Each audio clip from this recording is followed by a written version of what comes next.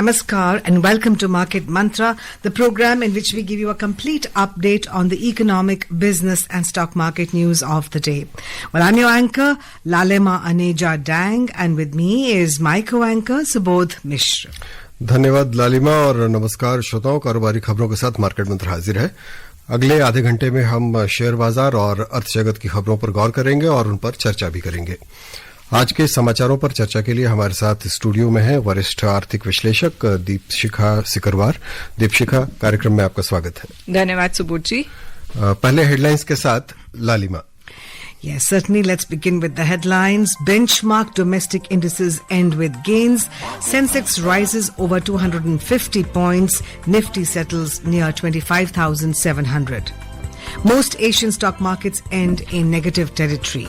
And RBI's Monetary Policy Committee keeps repo rate unchanged at 5.25%. देश के प्रमुख share सूचकांकों में बढ़त। सेंसेक्स 250 अंकों से ज्यादा बढ़ा, निफ्टी 25,700 के पास पहुंचा। अधिकांश एशियाई शेयर बाजार नुकसान के साथ बंद हुए और रिजर्व बैंक की मौद्रिक नीति समिति ने रेपो रेट को 5.25% पर बरकरार रखा।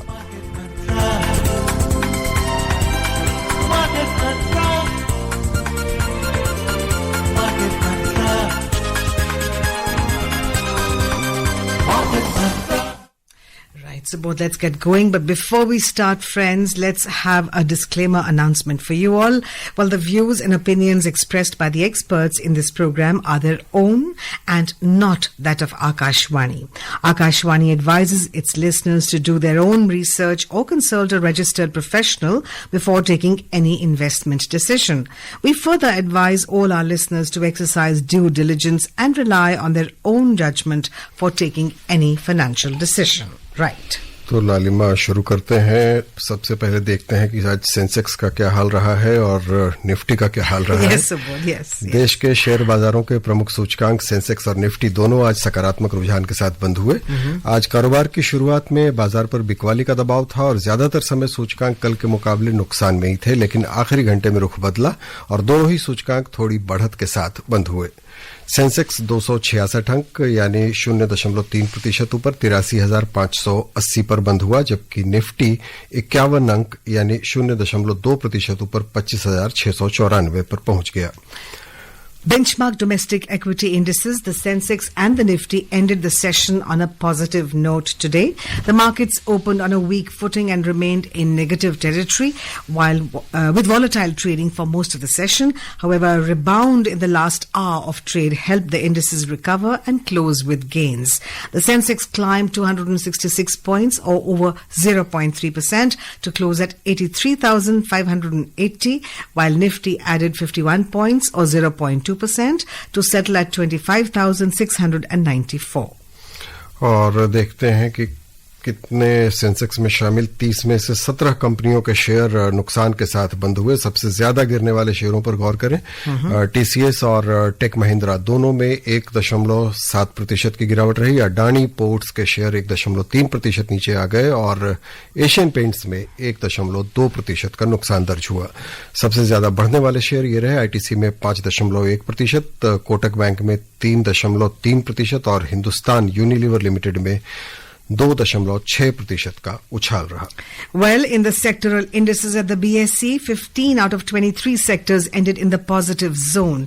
Among the gainers, FMCG rose over 2%, telecommunication jumped 0.9%, and power as well as realty both added over 0.6%. Among the top drags, focused IT slid 1.7%, IT dipped 1.4%, and services lost almost 0.9%. The overall market breadth at the BSE was negative as shares of 2,263 companies declined, 1,925 advanced, and 171 remained unchanged. And what's the status of rupee? रुपए का हाल यह है कि अंतर banking विदेशी मुद्रा बाजार में $1 के मुकाबले रुपया 31 पैसे गिरकर 90 रुपये 66 पैसे के स्तर पर बंद हुआ। उधर दुनिया की अन्य 6 प्रमुख मुद्राओं की तुलना में डॉलर की मजबूती मापने वाला डॉलर सूचकांक समाचार तैयार किए जाने तक 97.86 पर चल रहा था। All right, let's move on to आज की बड़ी खबर। बड़ी खबर, बिल्कुल सही कहा। बड़ी खबर ये है, the Reserve Bank of India has decided to keep the repo rate unchanged at 5.25%, announcing the sixth and final bi-monthly monetary policy for the current fiscal. RBI Governor Sanjay Malhotra said the Monetary Policy Committee, MPC, unanimously voted to maintain the policy repo rate at the current level. RBI has revised outlook for CPI inflation in the first quarter of 2026-27 to 4% and second quarter to 4.2%. In December, the central bank projected it as at 3.9% and 4.0% respectively. The governor said that the slight upward revision in the inflation outlook is primarily due to an increase in the prices of precious metals, which contribute about 60 to 70 basis points. RBI has also revised real GDP growth projections for the first quarter of 2026-27 to 6.9% and second quarter to 7.0%. We are only in the second month of the new year and have already witnessed momentous actions on the geopolitical and trade tariff front. Amidst heightened geopolitical tension and elevated uncertainty, the Indian economy is in a good spot with strong growth and low inflation. Inflation remains below the tolerance band and its outlook continues to be benign. High-frequency indicators suggest continuation of the strong growth momentum in Q3 this year and beyond. With the signing of a landmark trade deal with the European Union and the US trade agreement, growth momentum is likely to be sustained for a longer period. All right, Deepshika. When we talk about the markets, we started off on a weak footing, but there was a rebound in the last hour. Sensex climbing to 166 points and Nifty adding 51 points. On the other hand, Reserve Bank of India decides to keep repo rate unchanged at 5.25%. How does this reflect the health of the Indian economy?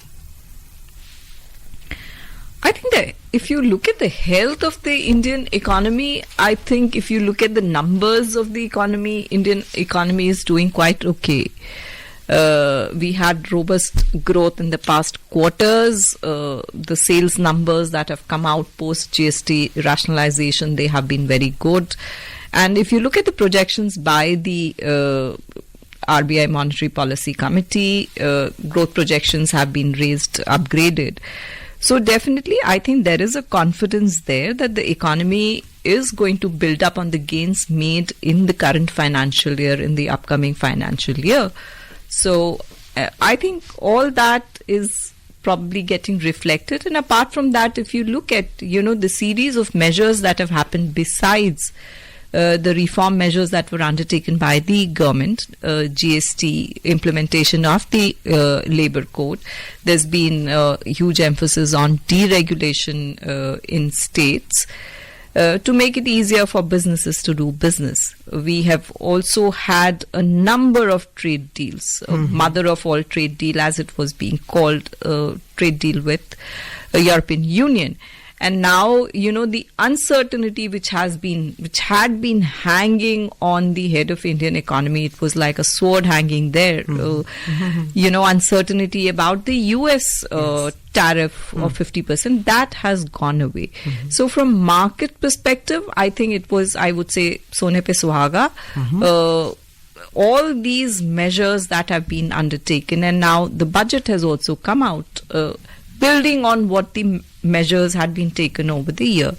Maybe no big bangs, but definitely very micro measures to address the concerns and provide support to the economy. So I think overall, if you look at, unless, there are some geopolitical uncertainties just sort of emerge from unknown quarters, from the Indian side, it looks the coast is quite clear for the markets. Right. Deepshikha, आपने अभी काफी विस्तार से बता ही दिया कि क्या चल रहा है और आज बाजार पर क्या असर रहा है और रेपो रेट को बरकरार रखा है रिजर्व बैंक ने. अगर हम देखें इन्फ्लेशन की हालत हमारे देश में लगभग ठीक ठाक बनी हुई है. जो स्थिति है अगर देखें तो नियंत्रण में मान सकते हैं हम उसे.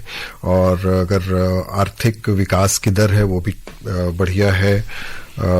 जो वैश्विक अनिश्चितताएं, अभी आखिरी बात आप जो बता रही थी कि वो अननोन क्वार्टर से अब कहीं भी कुछ भी आ सकता है, तो वैसे अब जैसे 1-2 दिन पहले से लग रहा था कि अब रूस और यूक्रेन कुछ संभलने की बात है, तो अब ईरान की तरफ मोर्चा नया खुल रहा है। जी बिल्कुल। और अनिश्चितताएं तो कुछ भी हो सकता है। कहाँ मोर्चा खुल जाएगा जियोपॉलिटिक लेवल पे, क्या वो होगा अभी कुछ भी कहना बहुत कठिन है, बहुत कठिन है। तो ऐसे में वही जो आज बाजार की हालत रही है अभी, और अगर हम 1-2 दिन बीच में छोड़ें तो पिछले कई दिनों से हम देख रहे हैं कि बाजार जरा सहम कर बिहेव करता है। एक ठीक है, रेंज बाउंड रहना है, इतने ही पर चलना है यहाँ तक।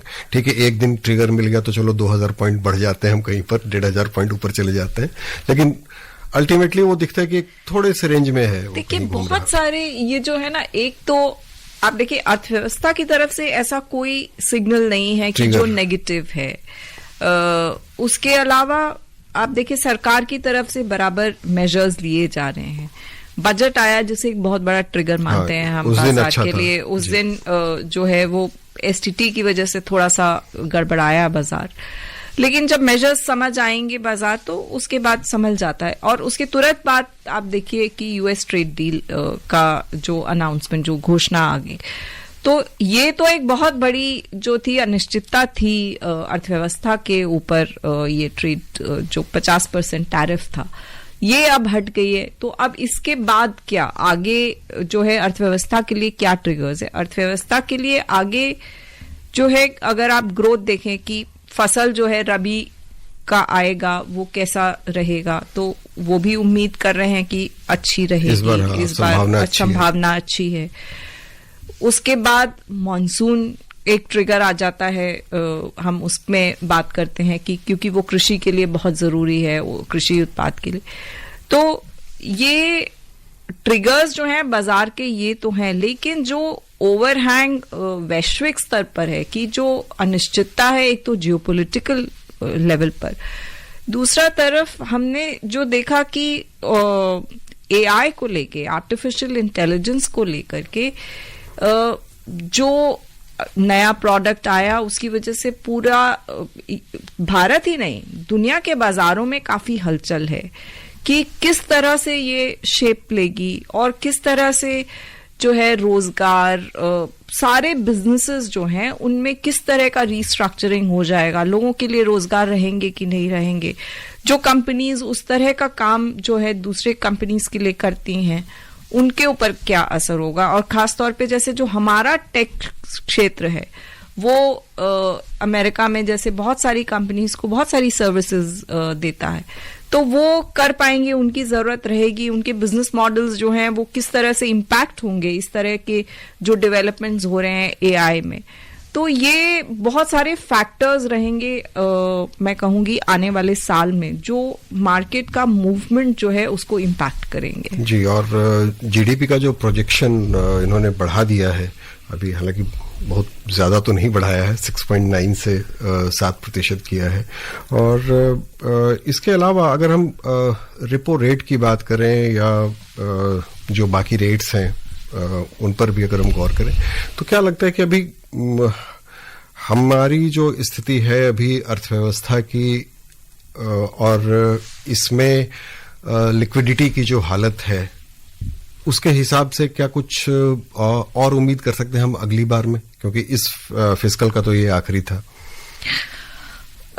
देखिए सुबोध जी, अगर आप स्थिति देखें तो भारतीय अर्थव्यवस्था की जो स्थिति है उसको हम अंग्रेजी में जैसे कहते हैं गोल्डीलॉक्स सिचुएशन, जो एक कैरेक्टर था कि ना ज्यादा गर्म है ना ज्यादा ठंडा है, एकदम बिल्कुल बैलेंस्ड है, हैप्पी सिचुएशन चल रही है, आपका इन्फ्लेशन कंट्रोल में है, अर्थव्यवस्था की आर्थिक दर जो है, ग्रोथ की स्थिति भी बहुत अच्छी है, बाकी सारे कोई ऐसे बहुत नेगेटिव फैक्टर्स कुछ नहीं है, सब ठीक ठाक चल रहा है, बढ़िया चल रहा है। तो फिलहाल तो मैं कहूंगी कि ये जो स्थिति है ये ऐसी ही रहने वाली है। और चूंकि इन्फ्लेशन अगर आप देखें तो बिनाइन रह रहा है, आप देखिए रिजर्व बैंक ने जो है काफी समय से वो घटा रहे हैं, अब 5.25% पर आ गए हैं, इसके बियॉन्ड स्टांस न्यूट्रल है अभी भी। तो मुझे नहीं लगता कि अभी अगले पॉलिसी में घटने की बात होगी, स्टांस जरूर न्यूट्रल रहेगा कुछ समय तक. क्योंकि बाजार को हमेशा उम्मीद तो बनी रहती है कि कुछ तो अच्छा हो, कुछ तो हमारे लिए भी होगा. Yeah. When you talked about the IT industry, Deepshika, I would say you touched a raw nerve because we see that there is a plunge happening there.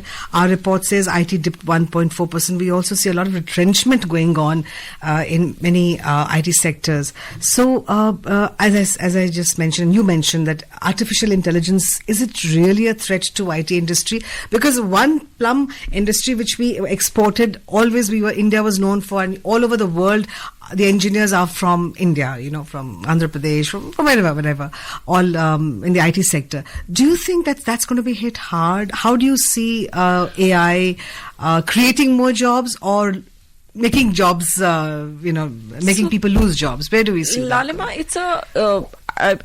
it's a very interesting question you're asking, and it's a very tough one also, because like the product, it's been there, but a more advanced product was launched, and which led to this meltdown in the global tech markets, global tech stocks, because everyone is trying to fathom as to which direction it is going to take, whether and if you look at the kind of advanced models that the AI is presenting, definitely it will have some impact on jobs and so on and so forth. But how would businesses sort of revamp themselves, restructure themselves to adjust to the new reality? That is something we'll have to see. Yeah, I was just reading in the paper we have created a robo which is at much lesser price than the US or the Europe or China, even China. So absolutely, the chips prices are coming down now. So it's all about to बदलना ही होगा. बिल्कुल. और AI की बात है अगर, तो अभी जो आप डर या आशंकाएं दिख रही हैं इसको लेकर कि जॉब मार्केट और ये क्या होगा, अगर हम पहला जब कंप्यूटराइजेशन शुरू हुआ था, अगर आप उस दौर को याद करें, तब भी लोग कहते थे कि सारे जॉब्स खत्म हो जाएंगे. भारत में कई ट्रेड यूनियंस हड़ताल कर रहे थे कि कंप्यूटराइजेशन नहीं होना चाहिए. बिल्कुल. एक मत ये भी है सुबोध जी कि ये एक बबल है एआई का और ये फट जाएगा तो सच्चाई इसकी सामने आएगी. एक मत ये भी एनालिस्ट जो है व्यक्त कर रहे हैं. कहीं कंसोलिडेशन तो होगा ना जी. बिल्कुल. एक लेवल आएगा कहीं, एक इक्विलिब्रियम कहीं पहुंचेगा. और फ्यूचर रेडी हो ही रहे हैं. We have a very big AI summit happening at Bharat Mandapam very soon in Delhi. Right. अब देखते हैं कि एशियाई और यूरोपियन बाजार में क्या रहा. एशिया के अधिकांश शेयर बाजार आज नकारात्मक रहे. दक्षिण कोरिया के कोस्पी में 1.4% की गिरावट रही. हांगकांग का हैंगसेंग 1.2% नीचे आ गया. सिंगापुर के स्ट्रेट्स टाइम्स इंडेक्स में 0.8% और चीन के शंघाई कंपोजिट में 0.2% से ज्यादा की गिरावट देखी गई. इसके उलट जापान का निक्केई 0.8% ऊपर बंद हुआ. यूरोप के प्रमुख बाजारों में आज शुरुआती कारोबार में उत्साह दिखाई दे रहा है. कुछ समय पहले तक जर्मनी का डैक्स 0.8% और लंदन का फुट्सी 0.2% ऊपर चल रहा था. फ्रांस का कैक लगभग फ्लैट था. I look at the US markets now. Well, Wall Street ended sharply lower on Thursday as declines in tech heavyweights weighed on the market. Investors took a risk-off stance, citing a sharp increase in artificial intelligence spending. There we go. We just talked about that.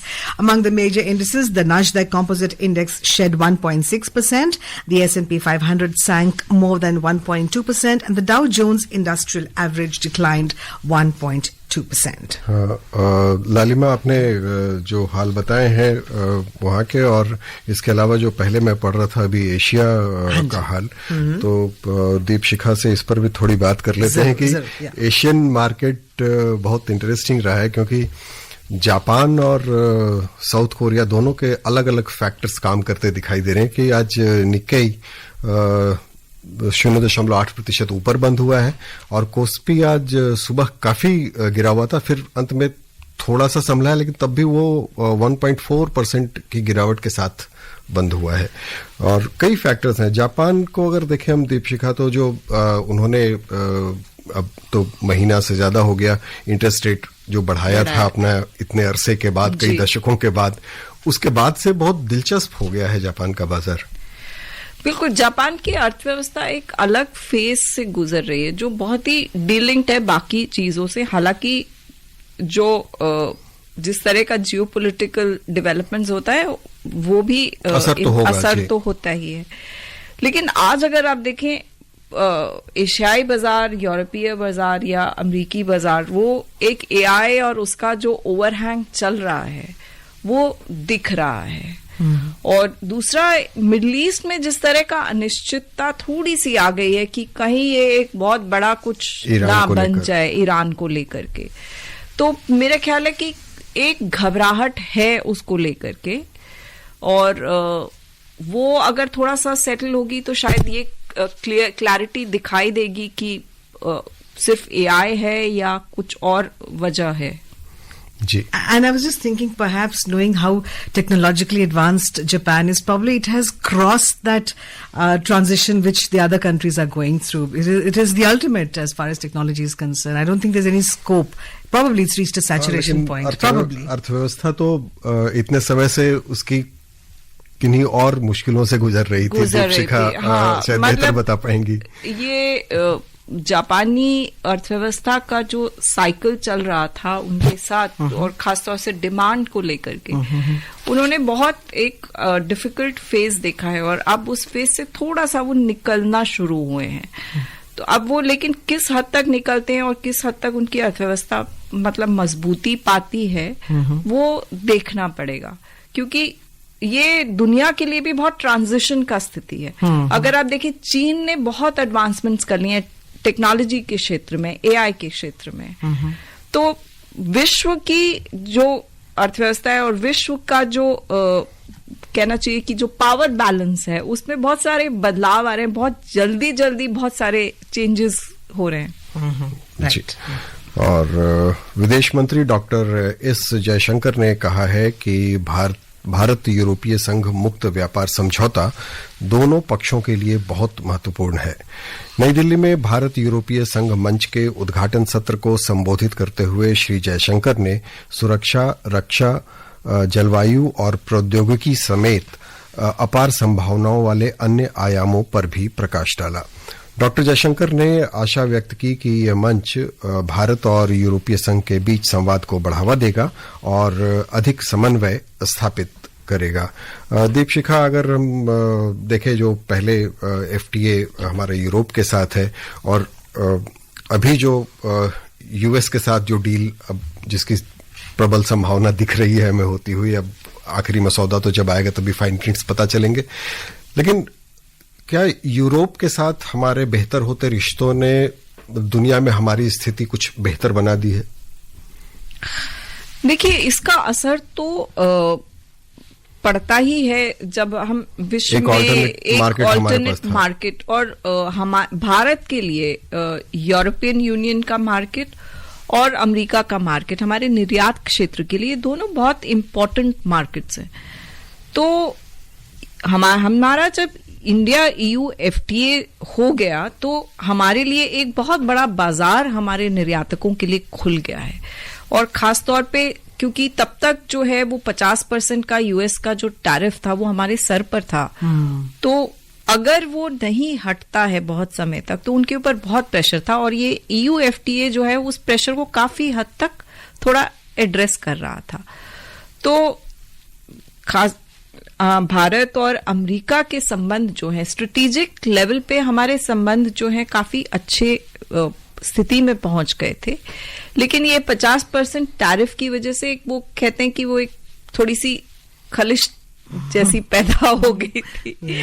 तो अब ये काफी जो 50% हटाने की बात है उसे 18 पे लाने की बात है, तो इससे काफी फर्क पड़ेगा और हमारे निर्यातकों के लिए, हमारी अर्थव्यवस्था के लिए ये बहुत उसको मजबूती देगा। और अगर आप देखें, सरकार ने खास तौर से जो हमारे सेंसिटिव क्षेत्र हैं, कृषि क्षेत्र है, डेयरी क्षेत्र है, इनको बाहर रखा है, तो ध्यान रखा गया है सेंसिटिविटीज को।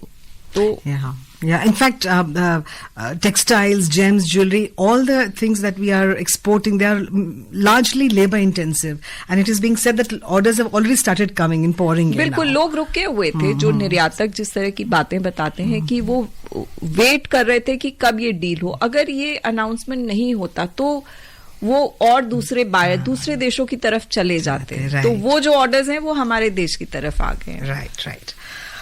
All right. Well, Minister of State for Road Transport and Highways, Harsh Malhotra, has described the Union Budget 2026-27 as trust-based, citizen-centric and progressive. Briefing media in New Delhi today, the minister said that the size of the budget has increased to 53 lakh crore rupees this year as compared to 18 lakh crore rupees in 2014-15. He highlighted that government initiatives have helped to reduce non-performing assets significantly from 14% before 2014 to 2% now. Mr. Malhotra said that foreign direct investment has shown an upward trajectory in recent years as part of government measures to promote ease of doing business. Deepshika, you agree with this? Absolutely. If you look at the budget this year, it has actually sort of taken all the measures forward. It is building on the number of measures that the government announced. So, and there is a macro focus and there is a micro focus in terms of the number of initiatives that have been announced.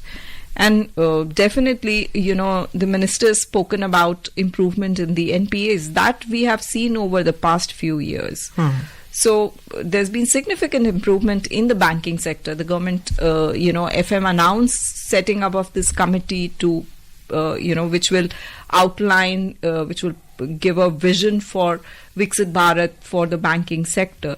So a number of initiatives in the bank, in the budget to take the economy forward. Right. A look at the oil prices now. Global crude oil prices dipped marginally today as investors awaited news from high-stakes talks between the United States and Iran that are taking place in Oman amid fears of another supply disruption. Brent crude was trading slightly down at $67 and 52 cents per barrel, and WTI crude was also trading 0.1% down at $63 and 20 cents per barrel when reports last came in.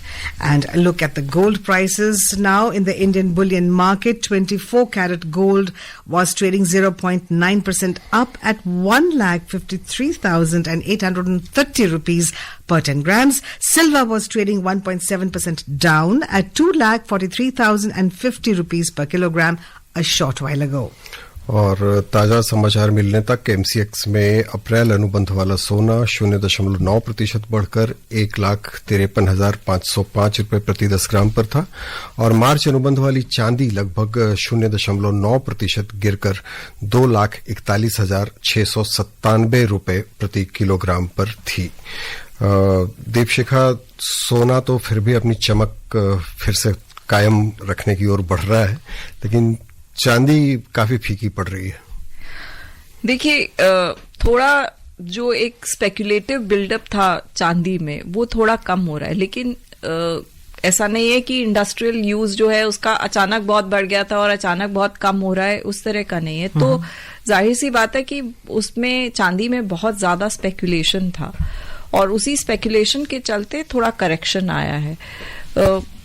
मेरी राय यही होगी कि अगर निवेश करेंगे तो सोच समझ के करिए, क्योंकि लेवल्स अभी भी बहुत ऊपर हैं। So 4 lakh was a bit of a bubble, right? Yeah. I absolutely think there was something happening there which I think which was beyond small investors. Right. आज वक्त इतना ही है। दीपशिखा, कार्यक्रम में आने और बहुत सार्थक चर्चा के लिए आपका बहुत बहुत धन्यवाद। धन्यवाद। All right, friends, before we close now, here's a reminder of the headlines. Benchmark domestic indices end with gains. Sensex rises over 250 points. Nifty settles near 25,700. Most Asian stock markets end in negative territory, and RBI's Monetary Policy Committee keeps repo rate unchanged at 5.25%. Well, friends, that's all we have for you in this edition of Market Mantra. This is myself, Lalema Aneja Dang, my co-anchor Subodh Mishra and Deepshika Sikarwar, our experts, signing off for now. Namaskar. इस कार्यक्रम में विशेषज्ञों द्वारा विचार उनके अपने हैं। आकाशवाणी अपने श्रोताओं को सलाह देता है कि निवेश का निर्णय करने से पहले स्वयं रिसर्च करें या किसी पंजीकृत सलाहकार से राय लें।